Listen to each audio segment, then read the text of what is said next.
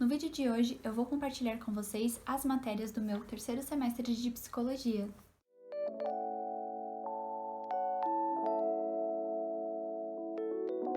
Oi pessoal, tudo bem com vocês? Eu sou a Clarissa, sou estudante de psicologia e vim compartilhar as matérias que eu cursei no meu terceiro semestre da faculdade. Mas antes, se inscreve aqui no canal, deixa aquele seu like nesse vídeo e comenta aqui se você é estudante de psicologia e em qual semestre que você está. Já tem uma playlist aqui no canal com os outros semestres que eu cursei e se você ainda não assistiu, eu vou deixar o card aqui em cima para vocês, tá bom?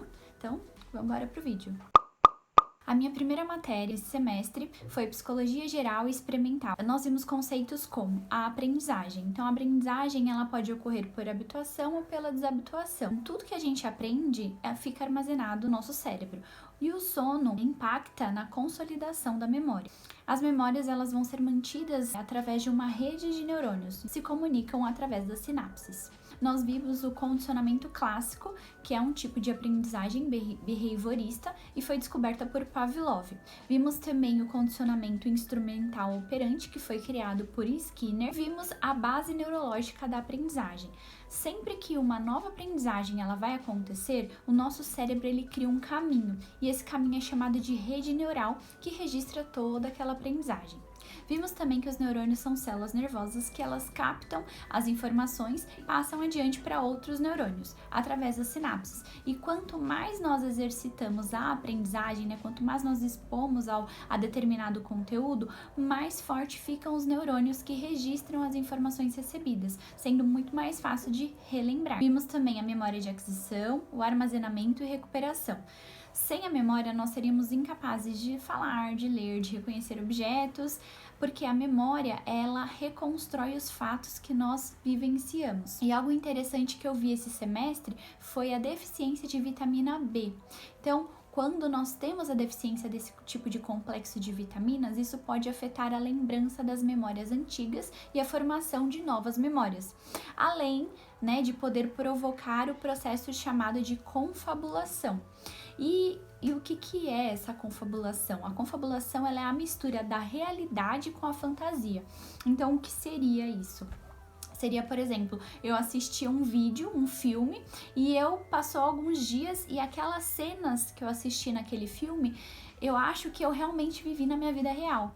Ou ao contrário, ou eu vivenciei alguns fatos e passam-se alguns dias e eu passo a acreditar que aquilo que eu realmente vivi foi apenas um episódio de um filme, de algo que eu assisti. Então é quando eu misturo o que é real com a fantasia. Nós vimos também nessa matéria as memórias de curto e longo prazo e as falsas memórias. A minha segunda matéria foi antropologia. A antropologia, ela é uma palavra grega, e ela é dividida em antropos, que está relacionada a homem e humanidade, e logia, que é o logos, que está referenciada a estudo.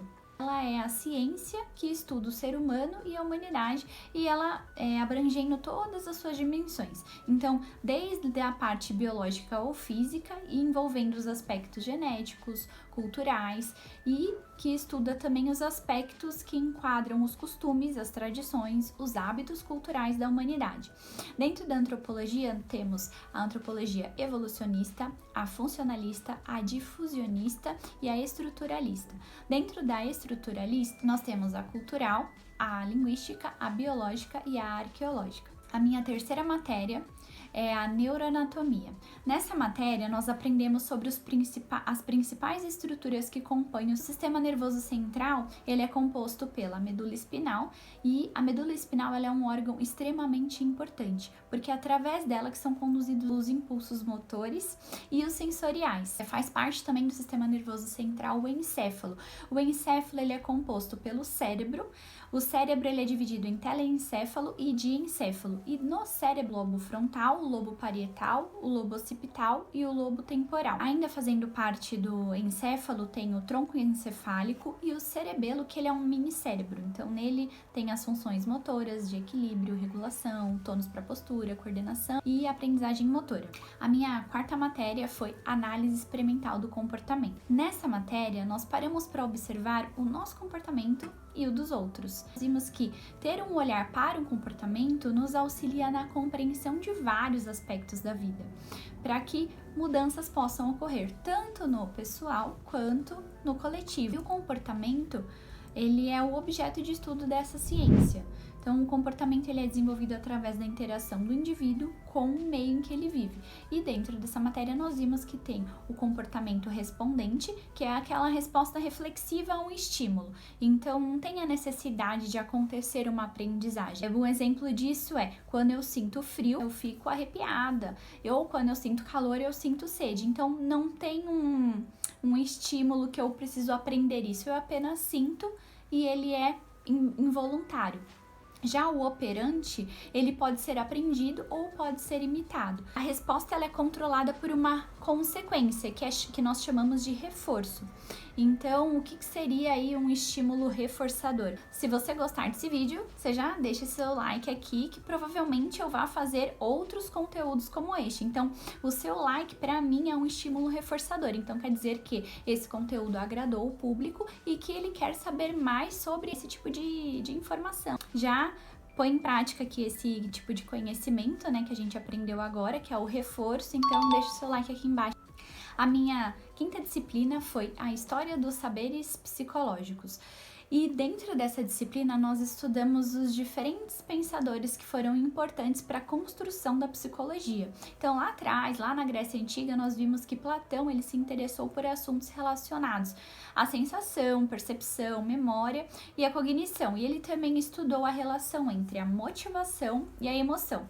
Já Aristóteles, ele se aprofundou na relação da alma e do corpo e do conhecimento. Atrás, tinham diversos questionamentos e hoje nós podemos entender, né, que esses questionamentos eram os questionamentos psicológicos. Descartes foi o primeiro a descrever os atos reflexos e é dele aquela famosa frase, penso, logo existo.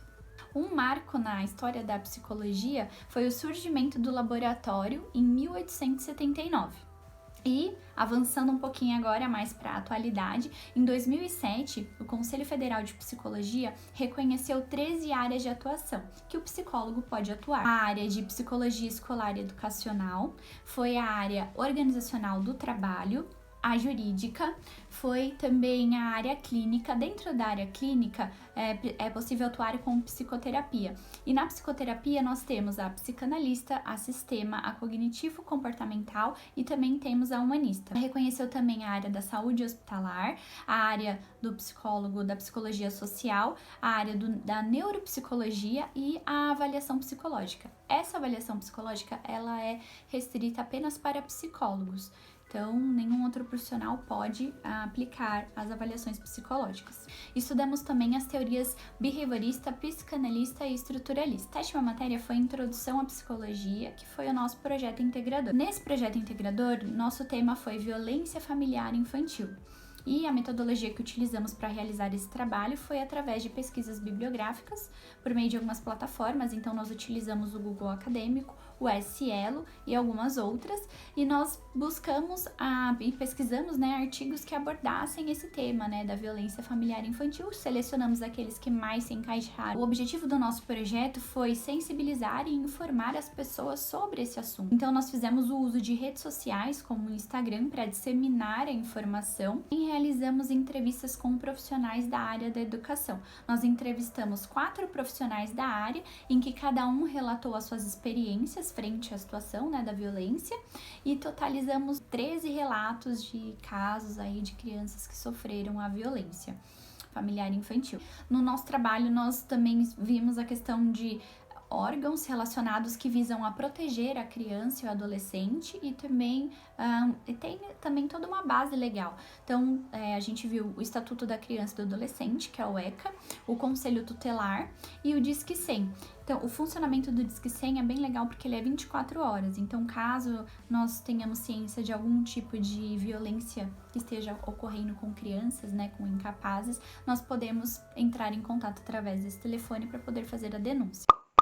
Esse foi o vídeo do meu terceiro semestre de psicologia, contando um pouquinho para vocês das matérias que eu cursei, né? Foram 6 meses aí resumido em poucos minutos. Então, se você gostou desse vídeo, não esquece de se inscrever aqui no canal se você for novo aqui, deixar o seu like e comentar aqui embaixo se você é estudante de psicologia e em qual semestre que você está. Então, Um beijo e até o próximo vídeo!